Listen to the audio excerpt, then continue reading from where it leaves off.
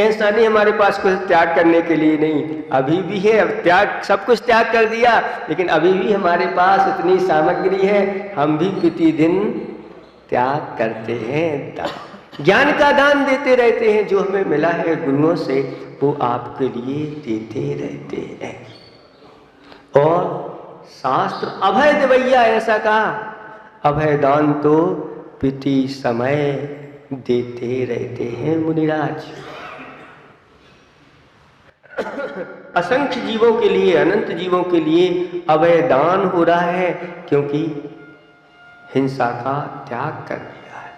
ऐसे दोनों होते हैं, लेकिन श्रावक भी जब दान देता है तो वह भी अपने आप में बहुत ऊंचा हो जाता है। शास्त्रों में लिखा है कि वह दाता से भी बड़ा, पात्र से भी बड़ा दाता हो जाता है। और उदाहरण दिया कि जब पात्र आहार करते हैं और उनका हाथ जो है नीचे रहता है और दाता का ऊपर होता है, यानी दान लेने वाला छोटा हो जाता है और देने वाला बड़ा हो जाता है। जब ऐसा शास्त्रों में पढ़ा पंडित जी ने, तो पंडित जी ने कहा, आचार्य श्री जी देखो ये लिखा हुआ है। क्या लिखा हुआ है? कि जो दाता होता है वह पात्र से बड़ा होता है। जब हम दान देते हैं तब हम बड़े हो जाते हैं और आप छोटे हो जाते हैं। अच्छा हम छोटे हो जाते हैं, आप बड़े हो जाते हैं? हाँ, ये लिखा है इसमें। तो आचार्य जी कहते हैं, अच्छा आप जब बड़े हो और आहार देते हो तो ये बताओ, जब मैं आहार ले रहा था और आप आहार दे रहे थे तो कांप क्यों रहे थे? आप बड़े होकर के कांप रहे हो। तो कहते हैं आचार्य श्री, पात्र की महिमा तो, आपका त्याग तो उस त्याग की कोई महिमा नहीं है। फिर भी आचार्य भगवंतों ने त्याग की, दान की महिमा ऐसी बताई है कि यह ऐसा ये वेश है, ये त्याग का वेश है जिसने सब कुछ त्याग कर दिया और राग द्वेष आदि त्याग करने के लिए भी निरंतर सतत प्रयत्न करते रहते हैं। ऐसे मुनिराज का इंतजार श्रावक प्रतिदिन करता है। ऐसे मुनिराज हमारे यहाँ आए और एक बार तो आ जाए तो मैं धन्य हो जाऊं, माला माल हो जाऊं। जगन मोहन लाल जी पंडित जी के बारे में आता है, वह इंतजार कर रहे हैं, वहाँ कोई साधु मुनिराज उनके यहाँ नगर में आए होंगे और आहार का समय है और वह प्रदान करने के लिए इंतजार कर रहे हैं, अभी महाराज आए नहीं हैं। इतने में एक वस्त्रधारी साधु वहाँ पर आ गए और उन्होंने कहा कि भैया आप मुझे आहार दीजिए। तो पंडित जी कहते हैं, अभी दूर हटो, अभी हम महाराज जी का इंतजार कर रहे हैं, यहाँ पर मुनिराज आने वाले हैं। अब बार बार वहीं पे महाराज आ नहीं रहे हैं, ये खड़े हैं और वह बार बार कह रहा है, कहता है कि देखो वो भी साधु है, मैं भी साधु हूं, इसमें अंतर क्या है? पंडित जी मुझे दीजिए ना, मैं तो आपके सामने आ गया, जो सामने है पहले उससे दीजिए। तो पंडित जी कहने लगे कि उनमें और आप में बहुत अंतर है। क्या अंतर है? इतना ही अंतर है, आप मेरे पीछे पड़े हो और मैं उनके पीछे पड़ा हूं। मैं उनके पीछे पड़ा हूं कि वो आ जाए और आप मेरे पीछे पड़े हो कि दे दो। बस साधु और भिखारी में इतना ही अंतर होता है कि भिखारी रोटी के पीछे भागता है और साधु के पीछे रोटी भागती है। यानी दाता जो होते हैं वह इंतजार करते रहते हैं, खड़े रहते हैं। त्याग की महिमा अपरंपार है। साधु महाराज दान, ज्ञान का दान और साथ साथ में अभय दान, और आचार्य सबसे बड़े कोई दानी है तो आचार्य भगवान कहते हैं भगवान जो होते हैं सबसे बड़े दानी माने जाते हैं। इसलिए सहस्रनाम आदि में आया है कि महादानी महात्यागी आदि आदि। महादानी महात्यागी, महादान क्या करते हैं? तो समूह शरण में वह निरंतर आकर उनके समुश्रण में आकर के रत्नात्रय धारण करते हैं, ये रत्नात्रय आदि का दान करते हैं और निरंतर दिव्य धुनी के माध्यम से वह ज्ञान दान करते रहते हैं। ऐसे कहते हैं ठीक है, आप कुछ त्याग नहीं कर सकते, आपने पहले ही कह दिया तो हम क्या त्याग कराएं। अब लेकिन मैं कुछ कहता हूं, इतना तो तुम त्याग कर सकते हो। वकील साहब थे, उनसे पूछा आप क्या करते हैं? मैं वकील हूं। तो आचार्य ने कहा कि ऐसा करो, तुम विटामिन आर का त्याग करो। किसका? विटामिन आर का। आप लोग समझते हैं? रिश्वत। तो वे कहते हैं ठीक है महाराज, इसका हम आज बड़ी खुशी है, आनंद का दिन है और आज से मैं इसका त्याग करता हूं। इनने कोई हमें रात्रि भोजन त्याग नहीं कराया, ये नहीं कराया, इसमें तो बहुत समस्या जाती सारी। इसका त्याग अब बहुत हो गया, हमारे पास कोई कमी नहीं है, आज से मैं आप संकल्प लेता हूं कि रिश्वत का त्याग करता और कायस्वर कर लिया। आचार्य ने कहा देखो आज आपने एक बहुत बड़ा त्याग कर दिया, एक छोटा त्याग नहीं मानना। वह कहते हैं बड़ा त्याग कर दिया। हाँ देखो, रिश्वत लेने से जिससे ली जाती है उसको कष्ट होता है, दुख होता है, और किसी को दुख पहुंचाना, कष्ट पहुंचाना, ये तो हिंसा है। इसलिए आज तुमने इस पद का त्याग कर दिया, इसलिए इसमें अहिंसाणुवृत्त गर्वित हो गया। और जब रिश्वत लेते हैं तो झूठ भी बोलना पड़ता है। अब आप झूठ भी नहीं बोलोगे तो इससे आपका सत्यानुवृत्त भी हो गया।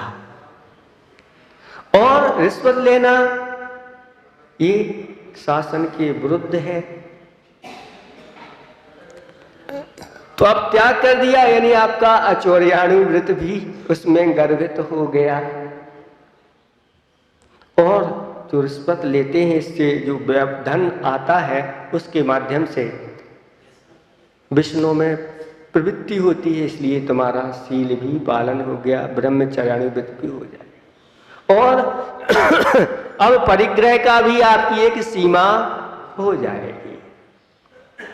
और अब रिश्वत नहीं लोगे तो समय पर आप घर पर आओगे, तो समय पर घर पर आओगे तो समय से आपका भोजन भी हो जाएगा, तो रात्रि का त्याग भी आपका हो जाएगा, इसमें कोई बाधा तो है नहीं। वो कहता है हाँ महाराज ये तो सब हो जाएगा। महाराज आपने तो मेरी उंगली पकड़ करके कोचा ही पकड़ लिया। धन्य है आचार्य महाराज, हमने तो सोचा था कि मैं आपसे एक भी नियम नहीं लूंगा, लेकिन आपने एक ही नियम दे करके और मुझे बहुत सारे नियमों की ओर प्रेरित कर दिया। वास्तव में अब तो मेरा बहुत जीवन धन्य हो गया। तो आचार्य भगवान कहते हैं छोटे छोटे नियम, छोटा छोटा त्याग भी एक दिन बहुत बड़ा हो जाता है। उस अकृत पुण्य उन मुनिराज के लिए आहार दान की भावना भाई, और आहार दान की भावना भाने के बाद दूसरे दिन भी वह खीर खा करके वह जंगल की ओर चला गया। और जंगल में उन्हें मुनिराज का फिर दर्शन मिला, उनका उपदेश सुनने को मिला। उन्होंने त्याग और व्रतों के बारे में बताया, उसकी महिमा बताई, तो उसके अंदर उन व्रतों को भी ग्रहण करने के भाव हो गए। और वहाँ से वह निकल करके आ रहा था और नमो अरिहंताणम करके श्रावक निकले थे, उनके पीछे पीछे वह भी नमो अरिहंताणम नमोकार मंत्र पढ़ता हुआ जा रहा था। अचानक एक जंगल में बाघ आया और उस बालक के ऊपर उसने झपट्टा मार दिया और वह नमोकार मंत्र पढ़ते हुए मर करके पहले स्वर्ग में महार्दिक देव हुआ। एक तो मुनिराज के लिए आहार दान की अनुमोदना की थी, उसने दिया नहीं था, वो तो दिया, वो तो बैठ करके द्वार पर इस प्रकार से। दूसरा व्रतों की भावना उसने अंदर से भाई थी, ये व्रत मुझे प्राप्त हो। तीसरा नमोकार मंत्र के साथ उसका मरण हुआ और महार्दिक देव हुआ।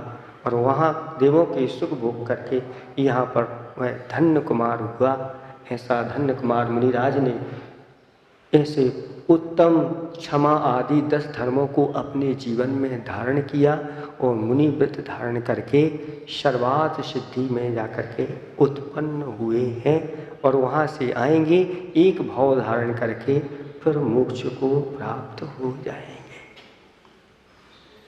ये दान की महिमा है, ये त्याग की महिमा है। इसलिए इस त्याग की महिमा जितना कर सको कर लो। आप लोगों को बताया था कि कई प्रकार के स्थान होते हैं, उनसे हमारा ये धन क्या कैसे बढ़ता है। अगर वह ब्याज पे दे दे तो दूना हो जाता है, इससे ज़्यादा नहीं हो पाता। और अगर व्यापार में लगा देते हैं तो चौगुना हो जाता है। और अगर उसको भूमि में यानी बीज आदि खेती में लगा देते हैं तो वह 20 गुना 25 गुना, पहले तो 100 गुना हो जाता था, इतना हो जाता। लेकिन आचार्य भगवान कहते हैं वह अगर दान के क्षेत्र में अगर उसको लगा दिया तो उसका फल अनंत गुना होता है, उसका फिर कभी अंत नहीं आता।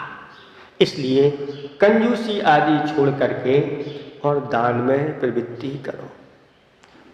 व्यंग के रूप में आचार्य भगवंतों ने शास्त्रों में कहा कंजूस सबसे बड़ा दानी होता है। ये व्यंग कहा। व्यंग क्यों? क्योंकि वह बिना हाथ लगाए ही सब कुछ यहीं पर दूसरों को दे करके चला जाता है। लेकिन हम कहते हैं कि नहीं, दानी सबसे बड़ा कंजूस होता है। दानी सबसे बड़ा कंजूस, हम तो सबसे बड़ा कंजूस वो मानते हैं जो अपने धन को साथ में लेकर के जाता है। ऐसा कंजूस है कि अपने धन को पूरा का पूरा प्रभाव में साथ ले जाए, तो वह दानी ही ऐसा कर सकता है। वैसे कोई एक सुई भी अपने साथ में लेकर के नहीं गया, लेकिन जिसने भी दान किया है, त्याग किया है, उसका वैभव कई गुना जा करके और उसको वहां पर मिलता। जितना लेकर जा रहा है, जितना दिया इतना नहीं मिलता। बट वृक्ष की उपमा दी गई है, सरसों के बराबर दान करता है और फल बट वृक्ष के समान फलता फूलता चला जाता है। अंदर से भावना होना चाहिए। जो ऐसी भावना के साथ देता है वह बढ़ता चलाता। धन्य कुमार की कथा आप सुनिए, जहां पर वह जाता हाथ लगाता वहीं पर धन। उसके निमित्त से पृथ्वी खोदी गई, धन। जहां भी गए वह गया, धन उसके चारों तरफ। यहां तक कि निधियां भी उनकी रक्षा देवलोक कर रहे हैं। तहखाने में गुफाओं में रखे हुए हैं वह धन। किसका इंतजार कर रहे हैं? धन्य कुमार का इंतजार कर रहे हैं। देवलोक उस धन की रक्षा कर रहे हैं। और जैसे ही धन्य कुमार पहुंचता है, देवलोक कहते हैं कब से हम आपके इंतजार कर रहे हैं कि आप आएंगे और इस धन के स्वामी होंगे। ऐसी धन दौलत त्यागी व्यक्ति के आगे पीछे घूमती है। ऐसा भागती फिरती थी दुनिया जब तलब करते थे हम, अब की जब नफरत हुई बेकरार आने को है। जब त्यागी इस धन दौलत से मुख मोड़ लेते हैं, भगवान जो तीर्थंकर होते हैं अपने धन दौलत से मुख मोड़ लेते हैं, फिर सारा वैभव समूषण का वैभव उनके चरणों में आकर के वह नहीं चाहते उससे भी 4 अंगुल ऊपर रहते हैं। फिर भी वह जब तक संसार में रहते हैं तब तक वह धन संपदा सारा वैभव उनका साथ नहीं छोड़ता।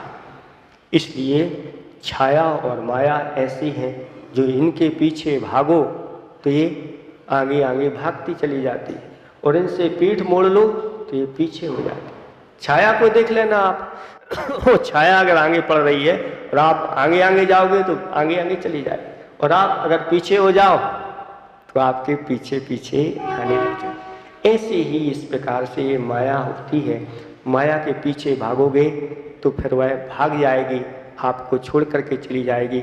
बड़े बड़े तपस्वी हुए हैं जिन्होंने तपस्या की है, साधना की है, लेकिन निदान आदि कर लिए तो कहते हैं उनका त्याग कोई महत्व नहीं रखता।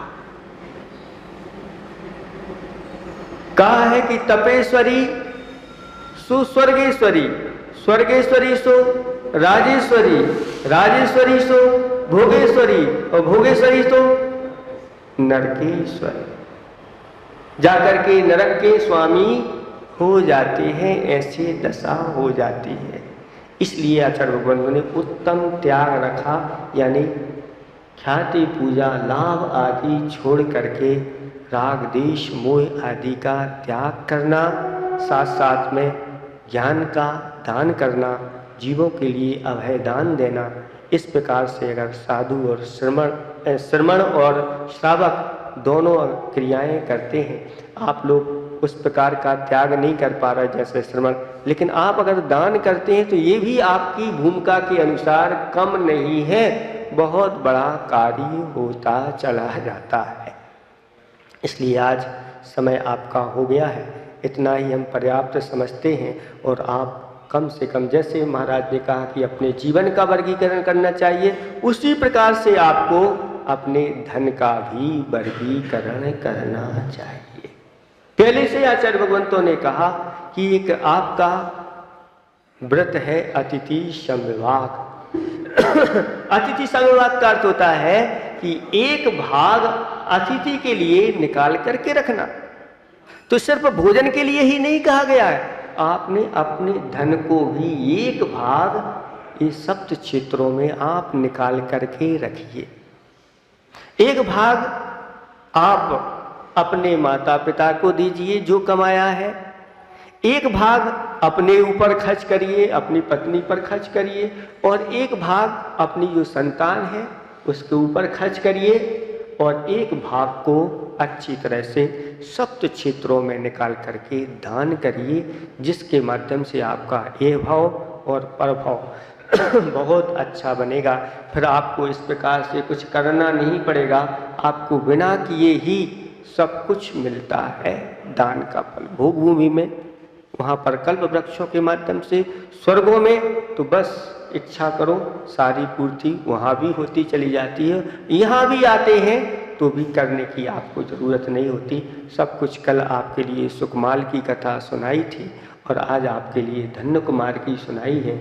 आप लोग इनसे प्रेरणा लेकर के अच्छी तरह से दान और त्याग की ओर आगे बढ़ें। इन्हीं भावना के साथ अहिंसा परमो धर्म की